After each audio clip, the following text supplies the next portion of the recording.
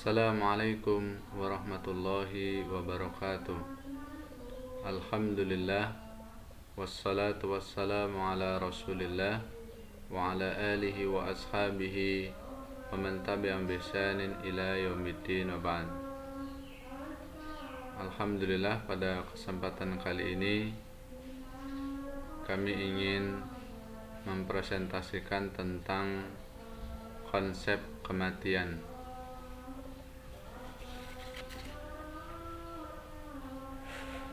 Kita awali dari latar belakang penulisan masalah ini.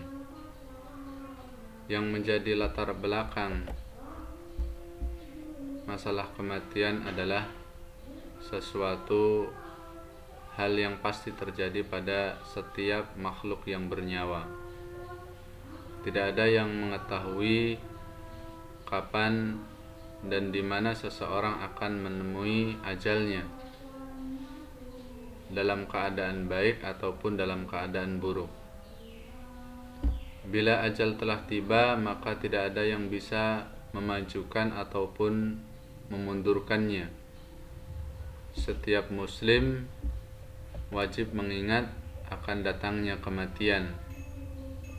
Bukan hanya karena kematian itu merupakan perpisahan dengan keluarga atau orang-orang yang dicintai, melainkan karena kematian merupakan pertanggungjawaban atas amal yang telah dikerjakan selama orang tersebut hidup di dunia.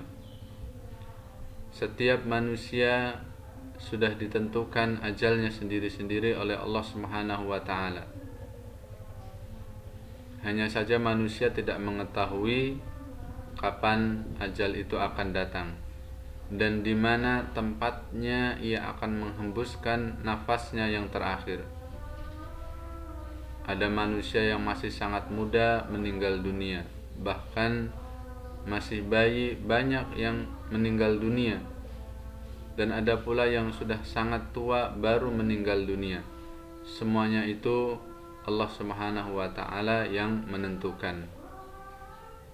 Walhasil manusia tidak dapat lari dari kematian. Mau lari kemana, maka di sana pula mati akan mengejarnya. Di dalam Al-Quran, Allah Subhanahu wa ta'ala menyebutkan, Aynama takunu yudrikumul mautu walau kuntum fi burujim musayyadah. Di mana saja kamu berada, kematian akan mendapatimu sekalipun kamu berada dalam benteng yang kuat. Dalam ayat yang lain juga disebutkan, kullu nafsin dha'iqatul maut wa innama tuwaffawna ujurakum yawmal qiyamah faman zuhziha 'anil nari wa udkhilal jannata faqad faz wa mal hayatud dunya illa mata'ul ghurur. Tiap-tiap yang berjiwa akan merasakan kematian, dan sesungguhnya pada hari kiamat sajalah disempurnakan pahalamu. Barang siapa yang dijauhkan dari api neraka dan dimasukkan ke dalam surga, maka sungguh ia telah beruntung. Kehidupan dunia tidak lain hanyalah kesenangan yang memperdayakan. Dalam ayat ini memberikan gambaran kepada kita tentang kehidupan yang berkaitan erat dengan kematian. Dan kematian adalah sesuatu yang pasti dari Allah Subhanahu wa taala. Dalam ayat ini Allah menyinggung kehidupan dunia sekaligus kehidupan akhirat. Artinya kematian merupakan gerbang ke akhirat, apakah tempatnya di surga atau di neraka. Kemudian poin yang berikutnya adalah tentang rumusan masalah. Di sini kami menyebutkan 4 rumusan masalah yang akan dibahas pada makalah ini. Yang pertama adalah apakah makna dari kematian atau penjelasan tentang makna kematian. Kemudian yang kedua adalah bagaimana konsep kematian dalam Al-Quran. Yang ketiga, bagaimana konsep kematian dalam pandangan Islam. Dan yang keempat adalah bagaimana konsep kematian dalam pandangan orang-orang Barat.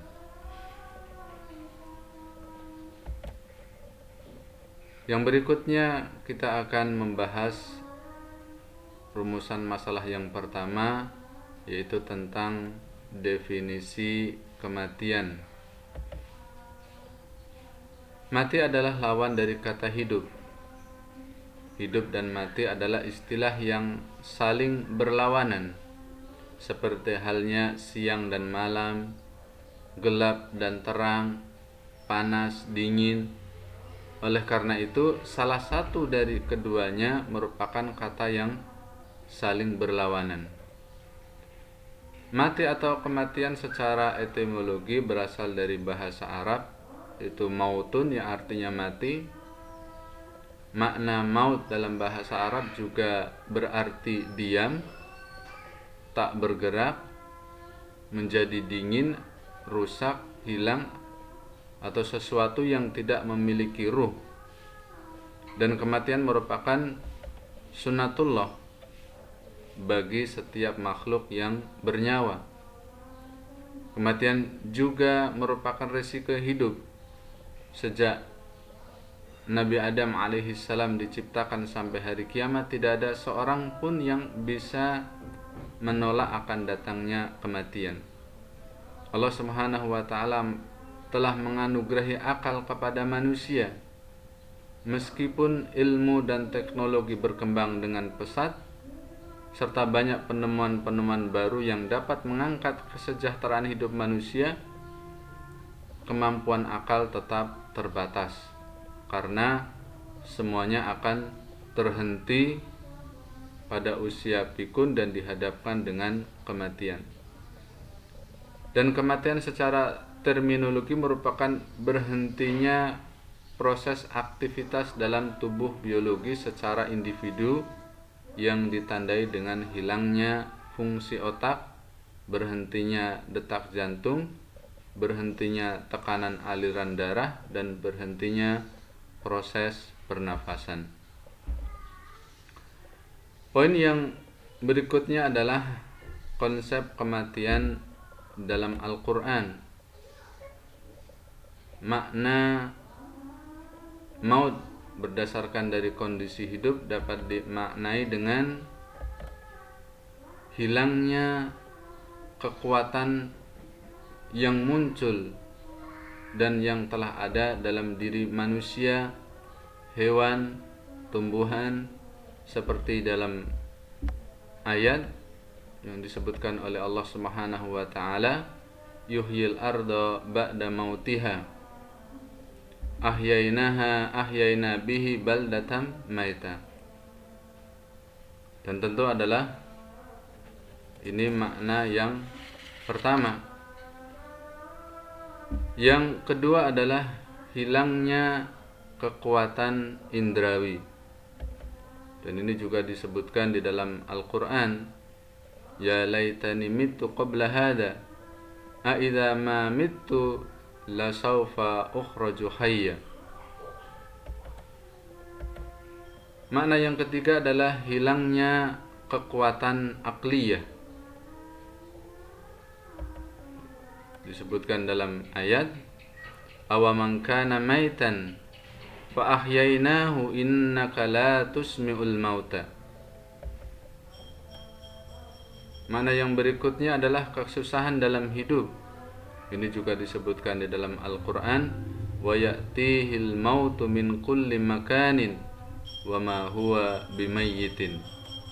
Dan yang terakhir adalah dari makna maut adalah tidur. Wa huwa alladhi yatawaffakum bil-laili Allahu yatawaffal anfus khina mautiha wallati lam tamut fi manamiha.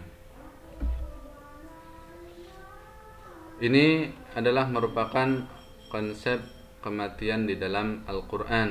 Dan tentu Al-Quran adalah merupakan kitab suci terhebat dari yang telah ada, maknanya yang begitu mendalam, dan dijadikan Al-Quran sebagai tuntunan umat di dunia sepanjang zaman, membuat setiap kalimat yang termaktub di dalamnya mengandung penuh makna yang terselubung. Menyingkap makna dari apa yang dimaksudkan dalam setiap kalimat seiring perkembangan zaman dan permasalahan yang semakin kompleks menimbulkan berbagai penafsiran yang tidak sedikit, sebagaimana penafsiran tentang al-maut. Poin yang berikutnya adalah konsep kematian menurut filosof Islam. Para filosof Islam sepakat bahwa kematian itu pasti terjadi pada diri manusia, karena kematian adalah perpisahan antara ruh dan jasad, dan perpisahan dari alam dunia ke alam kubur atau ke alam akhirat. Dan kematian datang kepada manusia tanpa diketahui oleh siapapun, karena hal itu adalah ketentuan dan kepastian dari Allah Subhanahu wa taala. Walaupun manusia berusaha supaya dapat menyangkal kematian dengan berbagai cara, tetapi kematian itu akan menghampirinya tanpa pilih kasih. Maka kematian itu belum berakhir karena ada tanggung jawab atas perbuatan manusia selama hidup di dunia.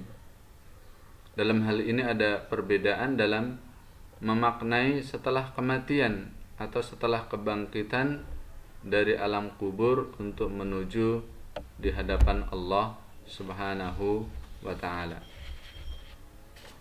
Maka di antara yang disebutkan oleh para filosof Islam, di antaranya adalah Al-Kindi, adalah seorang filosof Islam yang pertama untuk menyatukan pemikiran filsafat dan agama, karena agama dan filsafat tidak ada pertentangan.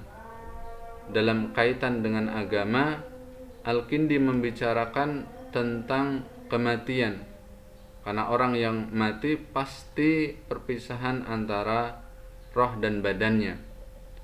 Roh itu bersifat kekal dan tidak hancur dengan hancurnya badan. Ia tidak hancur karena substansinya berasal dari substansi Tuhan. Ia adalah cahaya yang dipancarkan Tuhan selama dalam badan roh memperoleh kesenangan yang sebenarnya dari pengetahuannya yang tidak sempurna. Kemudian yang kedua, apa yang disebutkan oleh Ibnu Sina, seorang filosof Islam yang mengharmoniskan antara filsafat dan agama, antara akal dan wahyu. Dalam persoalan kematian, ia menyatakan bahwa kematian itu adalah lepasnya jiwa dari badan. Maka jiwa tidak mati karena kematian badan, dan tidak akan rusak walaupun rusaknya badan. Jadi jiwa manusia sebaliknya, karena bertujuan pada hal-hal yang abstrak, tidak akan memperoleh balasan yang harus diterimanya di dunia. Tetapi kelak hidup di akhirat, jiwa manusia telah mencapai kesempurnaan sebelum ia berpisah dengan badan, maka ia selamanya akan berada dalam kesenangan. Dan yang ketiga adalah apa yang disebutkan oleh Al-Imam Al-Ghazali, yang beliau adalah seorang filosof Islam yang telah mengkritisi pemikiran para filosof muslim maupun non-muslim yang berkenaan dengan konsep kematian, yang menyatakan bahwa kebangkitan dari kubur hanya dengan rohani saja, bukan dengan jasadnya. Namun Al-Imam Al-Ghazali membantahnya bahwa kebangkitan manusia dari alam kubur itu dengan rohani dan jasadnya. Bahkan ia menegaskan bahwa kematian itu adalah memisahkan antara roh dan jasad. Kemudian kelak akan mengembalikan lagi pada hari mahsyar dan hari kebangkitan. Semua dibangkitkan dari alam kubur dengan segala perbuatan baik dan buruk akan diperlihatkan. Kemudian poin yang berikutnya adalah konsep kematian menurut filosof barat. Tentu para filosof barat sepakat bahwa kematian itu pasti terjadi pada diri manusia. Walaupun kematian itu menyakitkan, menakutkan bagi manusia. Dan hal itu sudah terjadi sejak manusia pertama hingga kini, dan kejadian demi kejadian yang menimpa pada manusia yang akhirnya akan menjumpai yang namanya kematian. Namun kebanyakan manusia merasa takut dengan kematian, dan ada pula yang menganggap tidak perlu dirisaukan dengan kematian karena kematian pasti akan menghampirinya. Maka di sini akan disebutkan beberapa perkataan dari filosof barat tentang konsep kematian ini. Yang pertama adalah René Descartes, salah seorang filosof barat yang dikenal sebagai bapak filosof modern, yang menyatakan bahwa manusia itu terdiri dari roh dan jasad. Karena roh itu bertempat di tubuh manusia, tetapi roh dan tubuh tidak menjadi satu, maka roh lebih penting dan lebih kuasa dari tubuh, karena roh yang menyebabkan tubuh hidup dan mustahil roh itu dapat mati. Kemudian yang kedua yang disebutkan oleh Spinoza adalah seorang filosof barat yang merasa muak dengan konsep Kristen dalam memandang hidup sebagai lembah air mata dan kematian sebagai pintu gerbang menuju surga dan neraka. Konsep ini menciptakan sekat tebal berupa kesedihan yang mendalam yang menghambat ruang gerak aktivitas manusia. Begitu pula konsep dosa yang menyelimuti harapan, cita-cita, dan keceriaan mereka dengan kabut gelap. Memikirkan kematian siang dan malam adalah coretan arang di muka kehidupan dan peremehan terhadapnya. Yang ketiga adalah yang disebutkan oleh Immanuel Kant, seorang filosof barat yang mengatakan bahwa tak terbayangkan jika ada agama yang tidak mengandung doktrin, keyakinan, dan kehidupan akhirat, termasuk juga secara moral. Hidup ini tidak akan bermakna kalau saja tidak ada basis metafisis yang pasti. Basis itu adalah adanya keyakinan bahwa setiap orang memiliki kebebasan untuk menentukan pilihan hidupnya secara otonom. Ini yang disebutkan oleh beberapa filosof barat tentang konsep kematian. Kemudian poin yang terakhir adalah kesimpulan dan rekomendasi. Tentu kita tahu bahwa kematian merupakan salah satu kalimat yang terkandung dalam lafaz al-maut dalam bahasa Arab. Maka berbicara mengenai kematian bukanlah sesuatu hal yang mudah, sebab di samping pengetahuan manusia tentang hal tersebut sangat terbatas, juga karena kesedihan dan ketakutan sering meliputi situasi pembicaranya. Kematian bukanlah bencana yang harus dilupakan, melainkan pelajaran penting yang mengajarkan pada manusia arti hidup yang sebenarnya. Dengan demikian, kematian harus menjadi bahan pemikiran yang mendalam.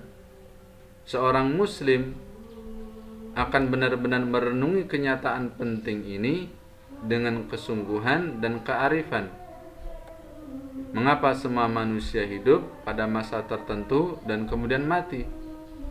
Semua makhluk hidup tidak kekal. Ini menunjukkan bahwa manusia tidak memiliki kekuatan dan tidak mampu menandingi kekuasaan Allah Subhanahu wa taala. Allah lah satu-satunya pemilik kehidupan. Semua makhluk hidup dengan kehendak Allah akan mati. Dengan kehendaknya pula, seperti dinyatakan, semua yang ada di bumi itu akan binasa dan tetap kekal wajah Allah Subhanahu wa taala yang mempunyai kebesaran dan kemuliaan. Maka cukuplah kematian ini sebagai nasihat bagi kita agar kita mempersiapkan diri agar dapat meraih husnul khatimah. Dan kematian merupakan gerbang awal kehidupan yang sebenarnya, yaitu kehidupan akhirat. Ini yang bisa disampaikan, semoga memberikan manfaat bagi kita semuanya. Subhanakallahumma bihamdika asyhadu an la ilaha illa anta astaghfiruka wa atubu ilaik. Assalamualaikum warahmatullahi wabarakatuh.